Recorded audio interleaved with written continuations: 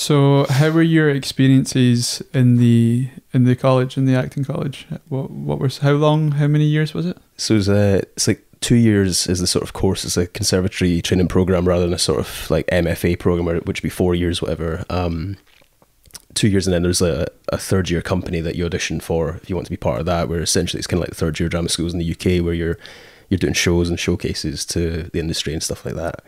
So I auditioned for that and got in after the second year, and yeah, I mean, I had a good time, you know. Sort of, I think again, it's about what you put into it, you know. I think some people maybe didn't get the experience they wanted because they weren't prepared to put the work in, or sort of didn't know how to apply themselves or whatever. So yeah, it's just, you know, I was like, I've spent all this money to get here that I can't really afford, so I might as well make the most of it and just try and get as much as I can out of the training and the people around me. And you know, genuinely there were some sort of life-changing experiences there, just with getting the right teacher at the right time who just sort of understands you and your voice and, you know, who you want to be as an artist and that sort of thing. Maybe they see something in you that you didn't even see yourself, and they sort of, you know how to get it out of you. So I think you just have to sort of give in to the experience, you know, because you kind of go in there with all these sort of preconceptions, and then they're just like, you know, your first week they're like, you walk wrong, you talk wrong, you know, and they sort of just deconstruct everything about you. And it's like a cliche of, you know, they break you down and put you back together, and it is true to an extent that happens. And you just sort of, you know, you have to really sort of look long and hard at yourself and sort of, you know, realize there's all these tensions within your body that you're carrying because of, you know, the way you feel about yourself, or things that have happened to you and that sort of thing. Or there's things that you do with your voice, or mannerisms or tics that you have that, you know, maybe are so ingrained in you that you just can't sort of see them. But then when someone else points them out to you, you're like, oh God, I do that. Sort of like, and then you start to think, well, I walk like a crazy person. It's like, I don't know how to walk anymore, you know. I'm just sort of like, I'm sort of some robot, or like, I think that would drive me crazy, yeah, if I was just like analysing every single thing about it's hard, me. because then you know, like, you pick up on what you're doing. You're just trying so hard not to do those things anymore, and then you're like, I don't know how to walk and talk at the same time, you know. I'm just sort of like this, like Bambi, basically, just sort of like, you know, just falling around all over the place, thinking like, what am I doing? Like, yeah.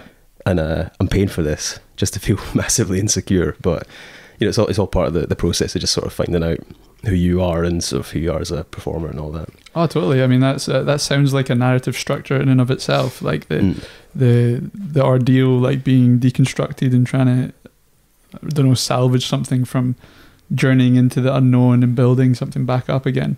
Yeah, and like even some of the classes sort of follow that format too, where you sort of you know, it's all about going on journeys, and, you know, and there's beginning, middle and end to kind of all the different processes within that. And, you know, and a lot of it you just think this is pure wank. Like, I don't know.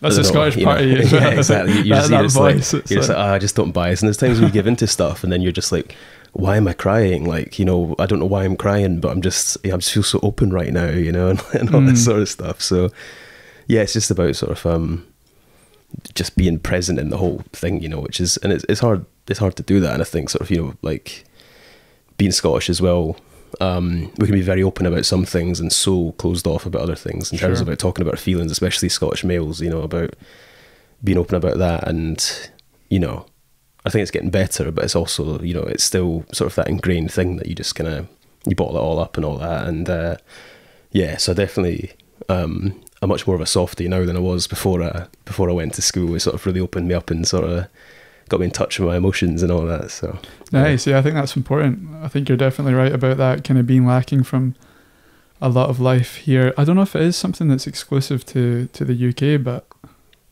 probably have a bit of it in America, but there is that kind of stiff upper lip, deal with it kind of thing here, which is obviously leading to a very depressing rise in suicides and whatnot. I think everybody knows somebody that at least knows somebody that's committed suicide. I think males between the ages of 18 and 25, it's like the biggest cause of death, or one of the biggest causes of death, or the most represented within the suicide statistic. Yeah, which is tragic. So yeah, if maybe drama skill's the answer for that. Maybe we should all just pretend to be trees and sort of, you know, open up our flowers and you know, find out what's inside. I mean, you know, like there's a lot to be said for sort of you know, the silly part of drama school where you're like rolling about on the floor and pretending to be a panda or something like that, and you know, you sort of think, what am I doing here? But then you sort of realize later on that, you know, allowing yourself to be that vulnerable is a really liberating kind of thing, you know, and it's quite rare. Than, you know, if you know, in most other lines of work, you're not going to get that chance to sort of be so open and sort of nakedly vulnerable in front, or maybe literally naked in front of you know, loads of people. And it's I think you can learn a lot from that. And I mean, sometimes it's just a horrible feeling sort of to kind of be exposed, but you know, it's also how often do you get the chance to do something like that where you can actually just be like a child again and sort of, you know, and be, you know, yourself the way that, you know, you might be on your own or with people you're only very intimate with, but you're doing that to an audience, and when you're dancing in the shower. Yeah, exactly. You know, it's like, so yeah, and the sort of other people getting to see that part of you, you know, you can learn from seeing other people in that sort of state too, because how often are you going to see that part of someone's personality and the stuff that they keep inside because they think, I'd just be a crazy person if I was to show this, you know, at the office or whatever. So oh, definitely. Even if it's just in school, I think everybody's got those teachers, that one teacher that changed their life or set them off on a different course. But I think even if, like, going off to drama school is a big ask for everybody, but even just the importance of having drama at school for the reasons that you've just set out, I think is crucially important, because I had a really good drama teacher that, shout out to Matt Mason, Mr. Mason, if he's watching this, who did just that, you know, kind of talk to you like you're an adult, but at the same time allowed you to kind of be vulnerable and to express emotion and to experiment with different things in the drama room. That's some of the things, as well as in drama and, you know, even maybe in English, and I found that English and media studies were sort of, you know, subjects where we had teachers who kind of treat us like, you know, adults, and we could you know, express our opinions and not be afraid to get things wrong and all that. So I think that's really important. But also, you know, we met doing youth theatre at the Lyceum, and, you know, so many people who went through that aren't actors now, but it's like, that's not really the point of, it's not the point of just sort of, you know, breeding a generation of actors. It's sort of, you know, there's so many people who have gone on to other sort of jobs now with maybe some self-confidence or, you know, the ability to sort of, you know, make their voice heard because they have communication skills they've picked up, or sort of, you know, or a certain looseness, you know, in the way that they can interact with people because, you know, you do play silly games and things like that. So I think, you know, some of the stuff that you're learning there is so valuable just in becoming an adult, you know, and sort of finding out who you are as a teenager, which is such a tumultuous, kind of scary time of your life.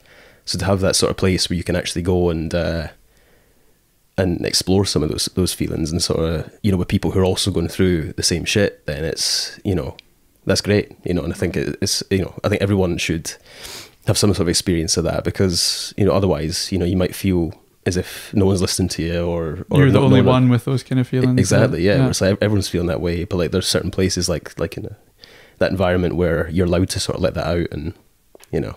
Definitely, yeah. I mean, big shout out to Lyceum Youth Theatre as well, because I think so many of my friends I can trace back to that, and especially, like, we're in my house in Midlothian just now doing this, and yeah, especially living on the outskirts of Edinburgh, it was such an, because I'm not doing anything with acting at the minute, but it was just the kind of gateway into, like, meeting lots of different people from lots of different walks of life, and the amount of different people that I met through the Lyceum Youth Theatre was amazing. Many of whom I'm still friends with to this day, yourself included. Yeah, and I think as well for me, finding that was like, oh, this is what I was looking for, you know, because I had no interest in theatre or acting. None of my family have, you know, been in the arts or anything. So it was sort of when I was about 15, going on 16.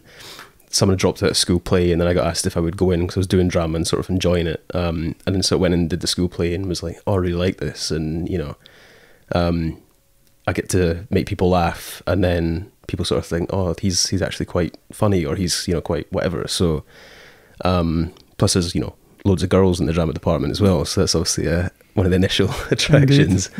Instead of being all the sweaty boys in PE. But I also did PE and did enjoy that too. But I was nowhere near as good at that as I hope I was at drama. Hey, how we doing? I hope you enjoyed this clip. If you did, then please give us a like below. Make sure you've subscribed to us if you haven't already, and please leave us a comment to let us know your thoughts. Thanks very much. Cheers.